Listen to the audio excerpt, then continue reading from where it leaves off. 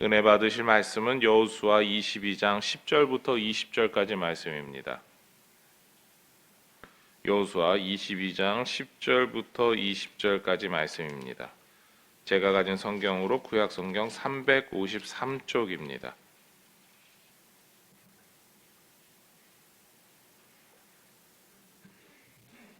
여호수아 22장 10절부터 20절까지 말씀 우리 한 목소리로 같이 읽겠습니다.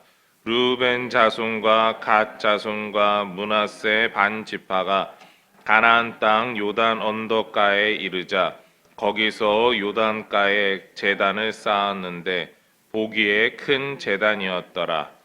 이스라엘 자손이 들은즉 이르기를 르우벤 자손과 갓 자손과 므낫세 반 지파가 가나안 땅의 맨 앞쪽 요단 언덕가 이스라엘 자손에게 속한 쪽에 제단을 쌓았다 하는지라. 이스라엘 자손이 이를 듣자 곧 이스라엘 자손의 온 회중이 실로에 모여서 그들과 싸우러 가려 하니라. 이스라엘 자손이 제사장 엘라아살의 아들 비느하스를 길르앗 땅으로 보내어 르우벤 자손과 갓 자손과 므낫세 반 지파를 보게 하되 이스라엘 각 지파에서 한 지도자씩 10 지도자들을 그와 함께 하게 하니 그들은 각기 그들의 조상들의 가문의 수령으로서 이스라엘 중에서 1000부장 들이라. 그들이 길르앗 땅에 이르러 르우벤 자손과 갓 자손과 므낫세 반 지파에게 나아가서 그들에게 말하여 이르되 여호와의 온 회중이 말하기를 너희가 어찌하여 이스라엘 하나님께 범죄하여 오늘 여호와를 따르는 데서 돌아서서 너희를 위하여 제단을 쌓아 너희가 오늘 여호와께 거역하고자 하느냐. 부올의 죄악으로 말미암아 여호와의 회중에 재앙이 내렸으나 오늘까지 그 죄에서 정결함을 받지 못하였거늘 그 죄악이 우리에게 부족하여서 오늘 너희가 돌이켜 여호와를 따르지 아니하려고 하느냐. 너희가 오늘 여호와를 배역하면 내일은 그가 이스라엘 온 회중에게 진노하시리라. 그런데 너희의 소유지가 만일 깨끗하지 아니하거든 여호와의 성막이 있는 여호와의 소유지로 건너와 우리 중에서 소유지를 나누어 가질 것이니라. 오직 우리 하나님 여호와의 제단 외에 다른 제단을 쌓음으로 여호와를 거역하지 말며 우리에게도 거역하지 말라. 세라의 아들 아간이 온전히 바친 물건에 대하여 범죄함으로 이스라엘 온 회중의 진노가 임하지 아니하였느냐. 그의 죄악으로 멸망한 자가 그 한 사람만이 아니었느니라 하니라. 아멘. 네, 우리 같이 오늘 받은 말씀 통해서 거룩을 위하여라는 제목으로 우리 하나님 말씀 받겠습니다. 가나안 땅의 정복 전쟁이 마쳐지고 모든 지파들이 이제 살아가게 될 땅이 나누어졌습니다. 그리고 각자가 살아가야 될 지역으로 이주를 시작하게 되었는데 요단 동편에 거주하기로 한 르우벤 지파와 갓 지파와 므낫세 반 지파는 여호수아의 칭찬과 격려 그리고 앞으로 이렇게 살아가라라고 하는 희망 섞인 기대와 함께 요단을 건너게 되었습니다. 이들은 여러 해 동안 함께 고생했던 여러 형제들, 지파들에게 인사하고 우리가 이제 강을 건너갈 거야. 잘 살고 우리 가끔 연락하자. 가끔 보자. 그리고 1년에 한 번씩은 그래도 하나님께 우리 제사하러 올 테니까 걱정하지 말고 기다려라. 이런 여러 가지 이야기들을 나누면서 요단강을 건넜습니다. 그런데 이들은 요단을 건넌 후에 큰 제단을 하나 쌓았습니다. 두 지파와 반 지파가 특이한 행동을 하였죠. 요단 건너편에서도 보일 만큼 큰 제단이었습니다. 두 지파와 반 지파가 쌓은 제단에 대해서 가나안 땅에 거주하고 있던 그 모든 사람들에게 소문이 나기 시작했습니다. 처음에는 아마 강 건너에 사는 사람들이 왜 제단을 쌓았을까에 대해서 고민했을 겁니다. 그런데 사람들이 실로에 모여서 서로 이야기하다가 결론에 도달했죠. 12절 말씀 우리 다시 한번 같이 읽겠습니다. 이스라엘 자손이 이를 듣자 곧 이스라엘 자손의 온 회중이 실로에 모여서 그들과 싸우러 가려 하니라. 이스라엘 백성들은 듣고 빠른 시간에 결론을 내렸습니다. 저 사람들이 하나님 믿는 일에 떠나고 우상을 섬기려 한다. 결론이 이렇게 나왔습니다. 요단 동편에 사는 저들이 우리와 갈라서기로 결심했다라고 판단 내렸습니다. 얼마 전까지만 해도 함께 싸웠고 서로 잘 살아야 해라고 이렇게 인사하면서 헤어졌던 그 사람들이 우리와 갈라지기로 했어 라는 결론에 도달했죠. 더 나아가서 우리와 동일하게 하나님을 믿고 섬기는 일을 포기하고 가나안 지방의 우상을 섬기기로 했어라고 하면서 이들은 흥분하기 시작했습니다. 그렇습니다. 하나님을 떠났다고 저들이 배교했다라고 결론을 내리게 되었죠. 거룩한 하나님의 백성으로 동일하게 살아가기를 포기했기에 우리가 저들을 심판해야 한다라고 결정했습니다. 건너가서 저 사람들을 하나님을 떠난 저 사람들을 우리가 처리해야 한다라고 하면서 백성들이 모여서 요단을 건너가서 전쟁을 할 준비를 하기 시작했습니다. 그러나 그 가운데 어쩌면 오해일지 모르니까 우리가 그들과 한번 확인해보자. 그들과 이야기를 먼저 해보자라고 하는 다른 이야기가 나왔습니다. 각 지파에서 지도자들을 한 사람씩 뽑았습니다. 그리고 제사장 아살의 아들 비느하스와 함께 10명의 지도자들이 대표로 건너가기로 했습니다. 비느하스는 하나님의 분노로 하나님 앞에서 하나님의 진노를 막은 사람으로 유명한 제사장입니다. 그러니까 그가 하나님의 뜻인지 아닌지 사람들이 보았을 때 정확하게 구별할 수 있는 사람, 하나님의 방법대로 하는지 아닌지 정확하게 판단 내릴 사람으로 많은 이스라엘 백성들이 인정했던 거죠. 그래서 그 사람이 다른 10명의 지도자들과 함께 대표가 된 지도자들과 함께 강을 건너가서 그곳에서 살기로 한 백성들을 만나게 되었죠. 만나면서 지도자들은 이렇게 물어보게 됩니다. 우리가 읽었던 말씀 16절부터 20절까지 말씀인데요. 16절에 그 핵심이 나와 있습니다. 우리 16절 말씀을 같이 읽겠습니다. 여호와의 온 회중이 말하기를 너희가 어찌하여 이스라엘 하나님께 범죄하여 오늘 여호와를 따르는 데서 돌아서서 너희를 위하여 제단을 쌓아 너희가 오늘 여호와께 거역하고자 하느냐. 그렇습니다. 이들의 걱정이고 이들이 하고 싶은 말이고 그리고 또한 그들과 함께 고민해야 될 문제가 이거였습니다. 왜 너희가 하나님의 뜻대로 하나님을 섬기지 못하느냐 라는 결론이었죠. 너희가 하나님의 말씀에서 떠났다면 지금이라도 늦지 않았다. 지금이라도 회개하고 돌아와라. 그리고 아쉽지만 요단 동편의 땅은 포기하고 요단 서편에서 우리가 땅을 조금 더 나눠줄 테니까 우리랑 차라리 같이 살자. 상당히 온화하고 부드럽고 그들을 향해서 오해가 있었다면 풀자라고 하는 그런 이야기였죠. 이스라엘 백성들의 관심은요, 이스라엘 어느 지파가 하나님의 뜻에서 떠났기에 반드시 심판해야 한다가 아니었죠. 이들은 이스라엘 모든 지파가 하나님의 뜻대로 살아야 한다. 우리가 한 가족이니까 우리가 하나님 앞에 이렇게 살아가야 하지 않느냐라고 하는 상당히 온건하고 부드러운 생각을 갖고 있었습니다. 그래서 오해이든 사실이든 하나님의 말씀에서 떠난 지파들이 가나안 땅 백성들이 했던 세상의 방법이나 세상에서 옳다라고 하는 그 일에서 벗어나기를 간절히 소망했던 거죠. 그렇습니다. 하나님의 뜻대로 하나님의 방법대로 살아가는 백성으로 돌아와야 한다라고 하는 그렇게 회복되기를 간절히 소망했습니다.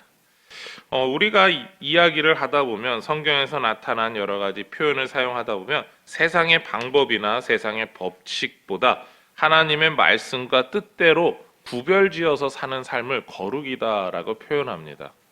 거룩이란 말 자체가 잘라내다라고 하는 그런 표현도 있지만, 그런 하나님 앞에서 우리가 세상의 것과 우리를 구별하여서 사는 그런 모습을 뜻할 때 사용하는 단어입니다. 그러니까 하나님 앞에서 우리가 살고 있느냐 아니냐라고 하는 그런 의미인 거죠. 대표 지도자들은요, 요단 동쪽에 정착한 지파들이 거룩을 포기했을지 모른다라고 하는 두려움에 요단을 건넜을 거죠. 그리고 요단 동편에 정착한 지파들이 거룩을 포기하였다면 그들을 설득하거나 죽여야 한다라고 하는 거룩에 대한 부담감도 갖고 있었습니다. 얼마 전까지 함께 전쟁에서 동고동락하고 생사를 나눴던 사람인데, 우정을 나눴던 사람들인데, 우리 가족인데 그런 일을 쉽게 할 수 있을까요? 어려운 마음을, 무거운 마음을 갖고 요단을 건넜습니다. 그리고 하나님의 심판이 어쩌면 우리 모두에게 임할지 모른다. 우리가 저들을 설득하고 저들을 하나님 앞으로 돌아오게 하지 못한다면 요단 동편이나 그리고 요단 서편이나 우리 모두 하나님의 심판을 받을 거야. 이것이 이 11명의 지도자들이 가지고 있는 마음이었습니다. 무엇보다 대화를 하면 그들도 거룩한 하나님의 뜻대로 살기 위해서 무언가 특별한 몸짓을 한 게 아닌가라고 하는 일말의 희망도 품고 있다라고 하는 걸 우리에게 보여주고 있죠. 현재를 살아가는 우리에게도 거룩은 중요합니다. 우리가 하나님의 뜻대로, 하나님의 방법대로 하나님께서 기뻐하시는 일을 해야 하기 때문이죠. 세상이 원하고 세상이 좋아한다라고 해서 세상 사람들이 그렇게 살아간다라고 해서 우리 성도는 그렇게 살아가서는 안 됩니다. 우리는요, 하나님께서 기뻐하시는 거룩의 일을 추구하면서 살아가는 사람들입니다. 거룩을 추구하지만 때때로 그 방법이 내가 판단하고 생각하기에만 거룩한 일일 수 있습니다. 그러니까 마음속은 거룩한데 그것을 표현하는 것이 거룩하지 못하다면 우리는 때때로 저 사람이 진심으로 거룩하지 않은 것 같아라고 판단을 내립니다. 우리가 아무리 진정성을 갖고 거룩한 삶을 사는 사람이다라고 이야기를 하지만 겉으로 보이는 모습 가운데, 가령 예를 들자면 술과 담배를 하면서 나는 거룩한 하나님의 백성입니다라고 하면 우리가 그 사람 말을 100% 신뢰할 수 있을까요? 우리가 가지고 있는 입장에서, 우리가 여지껏 세워왔던 입장에서는 100% 거룩한 것 같진 않아 라고 말할 겁니다. 왜냐하면 하나님 앞에서 자신이 좋아하는 술과 담배를 포기 못하는데 거룩하다라고 할 수 있을까? 우리가 가지고 있는 기본적인 판단이 여기에 있습니다. 그러니까 지금 이스라엘 백성의 11명의 지도자들이 그런 마음을 갖고 너희가 그런 좀 세상에서 사람들이 추구하는 무언가를 더 내려놔야 돼 라고 하는 그런 말을 하기 위해서 건너가고 있다라는 겁니다. 하나님께서는요, 이스라엘 백성들에게 거룩을 온전히 나타낼 수 있도록 해야 할 일과 해서는 안 되는 일들을 구별지어 주셨습니다. 너희가 내 뜻대로 사는 백성이고 내 뜻대로 사는 마음을 갖고 있다면 그 마음을 이렇게 표현해야 돼라고 하는 게 바로 제사의 방법이었고요. 그리고 거룩한 백성이 거룩하지 못한 일들을 구분해서 먹어서 되는 짐승과 먹으면 안 되는 짐승을 구별하는 일들이라든가, 옷을 어떻게 입어야 하는지, 제사장이 어떻게 살아가야 되는지, 그리고 이스라엘 백성들이 왜 하나님 앞에 11조를 드려야 되는가 등의 수많은 법칙들을 설명해 주셨습니다. 세상과 구별되기 위해서죠. 그리고 그것이 하나님이 세워주신 거룩을 온전히 드러내는 방법이었습니다. 그 모습이 온전히 드러나지 않는다면 다시 권면하고 우리가 그렇게 살도록 노력해야 되지 않느냐? 그 일을 하기 위해서 11명의 사람이 건너간 거죠. 대표자들이 오해라면 거룩을 추구하는 내면만이 아니라 외적인 표현도 잘해야 돼. 이 이야기를 하기 위해서 갔습니다. 오늘날 우리가 가지고 있는 고민이 이겁니다. 무엇이냐면 형식을 오늘날은 중요하게 여기지 않습니다. 우리가 마음의 진정성이 있는데 그 진정성 하나면 다 되지 않습니까? 라고 이야기를 하죠. TV에서 연예인들이 나와서 나는 진정으로 이런 일을 기뻐하고 이렇게 이야기를 합니다 하면 진정성 하나만으로 통합니다라고 많은 사람들이 이야기를 하죠. 그러나 그 사람들이 행하는 절차와 방법을 볼 때 가끔 가다가 저 사람이 진짜 그런 생각을 갖고 있는가라는 의심을 하게 됩니다. 하나님이 보시는 부분이 이거죠. 진정성, 마음을 가지고 있다면 겉으로 보여지는 행동에도 그 진정성이 드러나야 한다라는 겁니다. 한 통계 자료에 나온 결과입니다. 타로점을 재미로 보면서 데이트하는 젊은 세대가 많다. 전통이라고 연말연시에 사주를 보는 풍습을 이어가는 사람들이 많다. 힘든 일이 생기거나 앞날이 궁금하면 무당을 찾아가는 사람들이 많다. 문제는 이 사람들이 성도다.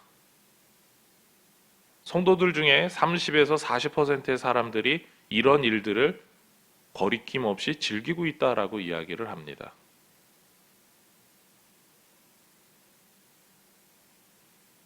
이러한 사람들에게 거룩의 모습이 있다라고 우린 말할 수 있을까요?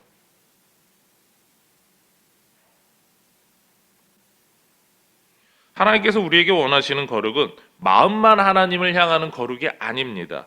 하나님 앞에서 우리가 거룩한 성도입니다라고 하는 진정성은 우리의 삶의 모습 가운데, 우리의 행동 가운데, 우리의 언행 가운데 드러나야 합니다.